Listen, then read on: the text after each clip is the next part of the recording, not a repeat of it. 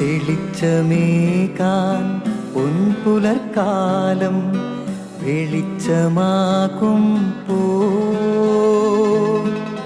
നുറുങ്ങുവെട്ടം പക്ഷിപരാഗം തെളിച്ചു കാട്ടും പോ വരുന്നു ദൈവം മനസ്സിനുള്ളിൽ തിളക്കമേകിടാൻ തരുന്നു ധ്യാന പ്രകാശമാർക്കും വിളക്ക് വയ്ക്കുമ്പോൾ നുറുങ്ങുവെട്ടം ഇറങ്ങിടട്ടെ ഹൃദന്തമെല്ലാം യുഗപ്രകാശത്താൽ മറഞ്ഞിടട്ടെ മനാന്ധകാരം യുഗപ്രസാദത്താൽ നുറുങ്ങുവെട്ടം.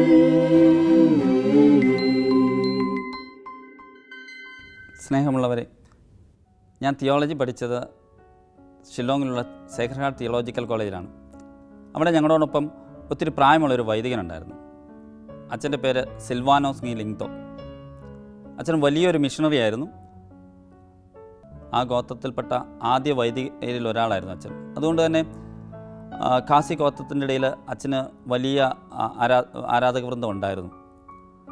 സാധാരണ ഞായറാഴ്ചകളിൽ ഞങ്ങൾ മിനിസ്ട്രിക്ക് പോകുമ്പോൾ ഞങ്ങളോടൊപ്പം അച്ഛന്മാരും വരാറുണ്ട്. ഫാദർ സ്നീയോടൊപ്പം വില്ലേജിലൊക്കെ പോവുകയാണെങ്കിൽ നല്ല സുഖമാണ്. കാരണം അച്ഛൻ അവിടുത്തെ ലോക്കൽ ഗോത്രത്തിൽപ്പെട്ട ആളായതുകൊണ്ട് എല്ലാവർക്കും പരിചിതനാണ്.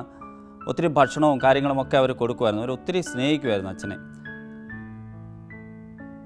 അതുകൊണ്ട് തന്നെ ഇവർ ഫാദർ സ്നീയുടെ കൂടെ പോകുന്നവർ തിരിച്ചു വരുമ്പോൾ സാധാരണയായിട്ട് അവർക്കായിട്ട് ഭക്ഷണം കരുതി വയ്ക്കാറില്ലായിരുന്നു. ഞങ്ങളെ പഠിപ്പിക്കുന്ന പ്രൊഫസർ ഒരിക്കൽ നടന്ന ഒരു സംഭവം ഞങ്ങളോട് പങ്കുവയ്ക്കുകയുണ്ടായി. ഒരു ദിവസം ഇവരെല്ലാവരും കൂടെ വില്ലേജിൽ പോയി. ഒത്തിരി വൈകിയാണ് അവർ തിരിച്ചു വന്നത്.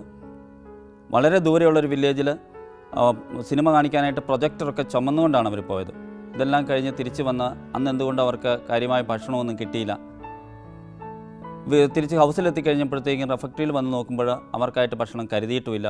അവരെല്ലാം അടുക്കളയിൽ കൂടെ എല്ലാം തപ്പി നോക്കി. അവർക്ക് കഴിക്കാനായിട്ട് ചോറ് അവിടെ എങ്ങും ഇല്ല. ഒടുവിൽ അവർ സ്റ്റോർ കീപ്പറെ വിളിച്ചു. ആൾ വന്ന് സ്റ്റോറ് തുറന്ന് അവർക്ക് ബ്രെഡും ജാമും ഒക്കെ എടുത്തു കൊടുത്തു.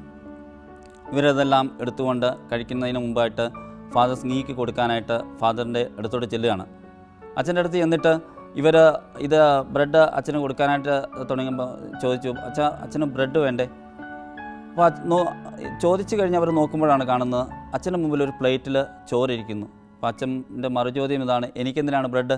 എനിക്ക് ആവശ്യത്തിന് ചോറുണ്ടല്ലോ. ഇവർ വല്ലാതെ അമ്പരന്ന് പോയി. കാരണം അവർ അടുക്കള മുഴുവൻ പരിശോധിച്ചതാണ്. അവർക്ക് അവിടെ എങ്ങും കണ്ടെത്താൻ പറ്റിയിരുന്നില്ല.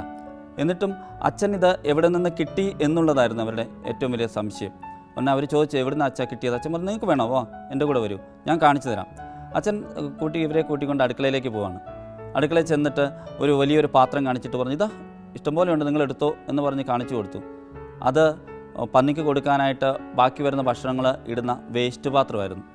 എന്നിട്ട് അച്ഛൻ അതിൽ നിന്നാണ് വാരിയെടുത്ത് കൊണ്ടുപോയിട്ട് കഴിച്ചുകൊണ്ടിരുന്നത്. ഇത് പറഞ്ഞ് അവസാനിപ്പിച്ചിട്ട് ഞങ്ങളുടെ പ്രൊഫസർ ഞങ്ങളോട് ഇങ്ങനെ ഇപ്രകാരം പറഞ്ഞു, great people do not grumble about silly things. വലിയ മനുഷ്യർ ചെറിയ കാര്യങ്ങളെക്കുറിച്ച് കലഹിക്കാറില്ല. സ്നേഹമുള്ളവരെ, നമ്മളൊക്കെ എന്തെന്ത് കൊച്ചു കൊച്ചു കാര്യങ്ങളുടെ പേരിലാണ് കലഹിച്ചുകൊണ്ടിരിക്കുന്നത്.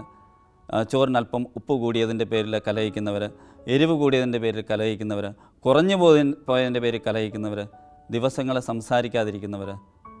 എന്നിട്ടും വലിയ കാര്യങ്ങൾക്കായിട്ട് നിയോഗിക്കപ്പെട്ടവരാണ് നമ്മൾ.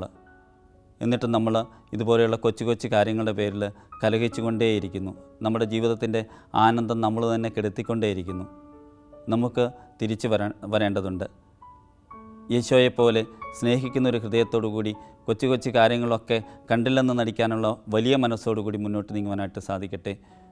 വലിയ മനുഷ്യർ ചെറിയ കാര്യങ്ങളുടെ പേരിൽ കലഹിക്കാറില്ല. ദൈവം എല്ലാവരെയും സമൃദ്ധമായി അനുഗ്രഹിക്കട്ടെ.